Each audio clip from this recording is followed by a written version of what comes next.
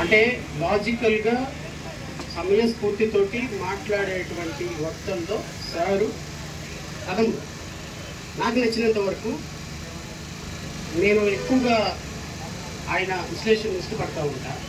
So అలాంటి వ్యక్తి చాలా డౌన్ టు ఎర్త్లో ఉంటారని కూడా విన్నా.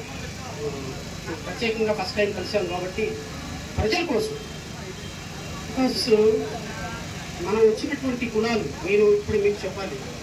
నేను ఏసీ కాలేజీలో డిగ్రీ చదువుతున్నప్పుడు భోజనానికి వెళ్తే కనీసం 5-6 పురుగులు లేకుండా మేము ఎప్పుడు భోజనం చేయాలి. ఎందుకంటే 96లో అసలు అప్పుడు 150 రూపాయలు కూడా పర్ మంది ఇచ్చేవాడు.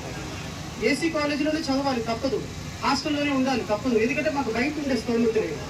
600 రూపాయలు కట్టి కాలేజీలో జాయిన్ అయ్యి పురుగులు అన్నం తిని ఈరోజు మేము 29 సంవత్సరాలకి బహుశా ఆంధ్రప్రదేశ్ రాష్ట్రంలో న్యాయమూర్తి అయినటువంటి మొట్టమొదటి వ్యక్తి నేను నాకు తెలియదు. బట్ ఆ పురుగులను ఆ రోజున మాకు దొరికింది కాబట్టి ఈరోజు ఒక కోర్టు వేసుకొని ఒక రాజ్యాంగపరంగా ఒక లాయర్గా ఒక హైకోర్టులో ప్రాక్టీస్ చేయగలుగుతాం. ఇలాంటి రిజర్వేషన్ ఇలాంటి ఆపర్చునిటీ మన పిల్లలకి రాకపోతే ఎలా వాళ్ళు పైకి వెళ్తారు, ఎలా వాళ్ళు డాక్టర్స్గా గొప్ప స్థాయికి వెళ్తారు. భారతదేశంలోనే ప్రపంచంలో గొప్ప వైద్యం సృష్టించింది గుంటూరు మెడికల్ కాలేజ్, ప్రభుత్వ కాలేజ్. ప్రపంచ ప్రఖ్యాతిగాంచినటువంటి డాక్టర్లు సృష్టించింది Visakhapatnam medical college, government college. ఏ ప్రైవేట్ కాలేజీలో చదివితే గొప్ప వాళ్ళు అవుతారు, ఏ గవర్నమెంట్ కాలేజీలో చదివితే గొప్ప వాళ్ళు కారు. ప్రొఫెసర్స్ ని ఫిల్ చేయాల్సినటువంటి బాధ్యత ఎవరిది? ఇది గవర్నమెంట్ ఆలోచించుకోవాలి. 2 లక్షల కోట్ల రూపాయలు 16 నెలల్లో అప్పు చేశారే, 6,800 కోట్ల రూపాయలు ప్రభుత్వ విద్యకి మెడికల్ విద్యకి మీరు ఖర్చు పెట్టలేరా? 2 లక్షల కోట్ల రూపాయలు ఎక్కడ ఖర్చు పెట్టారు మీరు? అమరావతిని డెవలప్ చేశారా? రాష్ట్రంలో నిరుద్యోగాన్ని తీసేశారా? కంపెనీలు పెట్టారా? డబ్బులు ఎవరన్నా నిరుపేదలకి మీరు చెప్పిన సూపర్ 6 అమలు చేశారా? నెలకు 1,500 రూపాయలు అకౌంట్ లో వేశారా? లేకపోతే మీరు ఇస్తానన్న నిరుద్యోగ వృత్తిని ఇచ్చారా? 20 లక్షల ఉద్యోగాలు తీశారా? ఈ 2 లక్షల కోట్ల రూపాయలు ఎక్కడికి వెళ్తున్నాయి? మళ్ళీ ఎవ్రీ మంత్ వస్తున్నటువంటి ఆదాయం ఎక్కడికి వెళ్తుంది?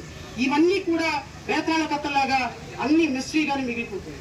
సో 6,800 కోట్ల రూపాయలు ఖర్చు పెట్టడానికి కూటమి ప్రభుత్వం దగ్గర డబ్బులు లేకపోతే ఈ 6,800 కోట్ల రూపాయలు ప్రభుత్వంలో నుంచి ప్రైవేటు వ్యక్తులు ఖర్చు పెడితే 6,000కి ఇంకొక 0 పెట్టుకుని 60,000 కోట్ల రూపాయలు నిరుపేదల దగ్గర నుంచి వసూలు చేసే దుర్మార్గ ప్రక్రియకి కూటమి ప్రభుత్వం తెరతీసినప్పుడు మనం మాట్లాడకపోతే మన జాతి మనల్ని క్షమించదన్న విషయాన్ని గుర్తుపెట్టుకోండి.